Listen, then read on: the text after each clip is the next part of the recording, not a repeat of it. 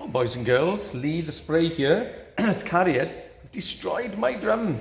Now this shell pack is the one that I showed you yesterday. If you look, on the day before, if you was to look at the red marble effect, I mentioned in that video that while the shell looked nice and smooth and it was really lovely finish on there, the problem is, as you could see, I showed you that you could see the lines were slightly wiggly, as it were. So it's called orange peel, and like an orange peel effect on the top. And that's just as the spray is settling to dry, it doesn't sit perfectly flat. It leaves a slight bump. And if you look at your car in the summertime and you catch the light, you'll see orange peel affect all of your car because they don't sand them to flat them, sprayed and finished. But what we do here is to flat them off, as I mentioned, so I sand them back.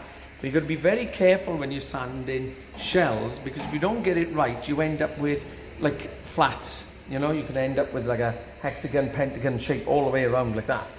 What's the shape when there's like 1,000 flats? I don't know. Okay? So you get that effect on this. So you've got to make sure everything is contoured. It has to follow the shape of the drum. So when I'm cutting back, it looks like that. And it's scary, isn't it? Because beautiful lacquer suddenly ends up horrible. But if I was to wipe this, what did I do with my little bit of cloth? If I was to just give this a wipe like this, take a little bit of that dust off, wipe it with my hand if you wish, you can see now that although it's sort of like ruined the sheen, but you can see now, if you listen,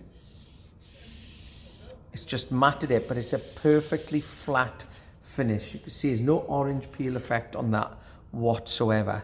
So what we've got to do now is to go down, take it down the grit, you know, super fine, so that we take out any minor scratches that we would have put in there by sanding the coarser sand finish. And then we buff and bring back, and that's when the sheen comes back to life, believe it or not. So I will show you that in a little while. So that is called flatting off, for those of you that don't know. And then the bearing edges, by the way, I do last. I do everything. I finish the whole lot, and then I redo the bearing edges all by hand. Okay? Take care, boys and girls.